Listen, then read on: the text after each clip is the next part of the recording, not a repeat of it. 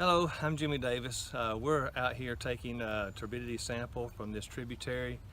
It's been a half-inch or greater rainfall within that 48-hour time period, and for demonstration purposes we'd like to show you how we do it. We're using a Hatch 2100P turbidimeter, and I like to actually calibrate our device before we leave the office, and that way I know I'll have a good accurate reading.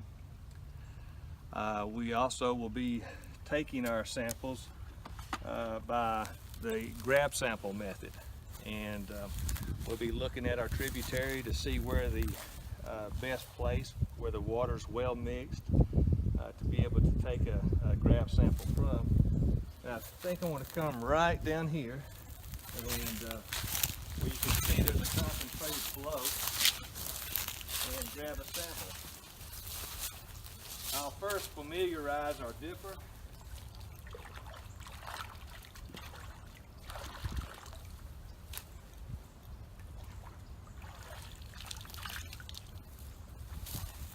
Now we have our sample. It's very important not to take your sample from the top of the water, and also not to stir up what's on the bottom. It's very important to take your sample in the middle, about midway, and that's what we've done.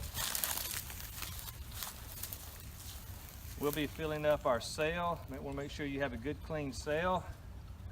I'll show you what I'm talking about here in just a second.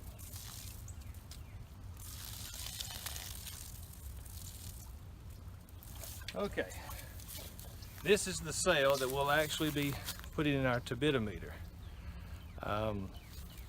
It's important also to have some good chem wipes to wipe off the excess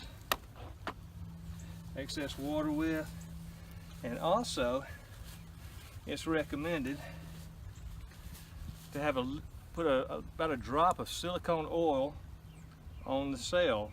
And what that does, just a little drop, what that does is if there's any little scratches on the sail,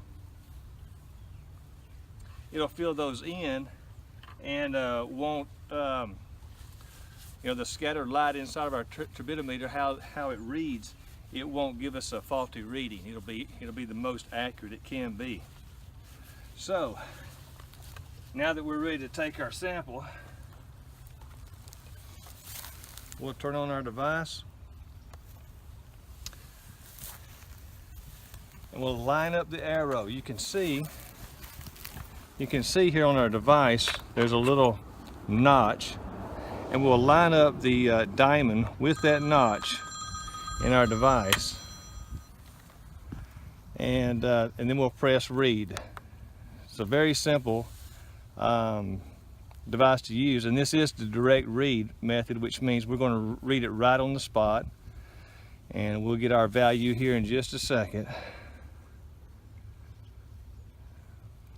And that's what we would write down on the form, 3.65 nephometric turbidity units. So that's our reading, 3.65. Now, if you're going to be sending your samples, your turbidity samples, off to a lab somewhere, it's important to have your chain of custody form, all filled out, everything, except for the time. And remember, your bottles need to be real clean bottles. They need to be pre-labeled, and be sure and have your results sent into the EPD district office by the 15th of the month. Have everything ready by then.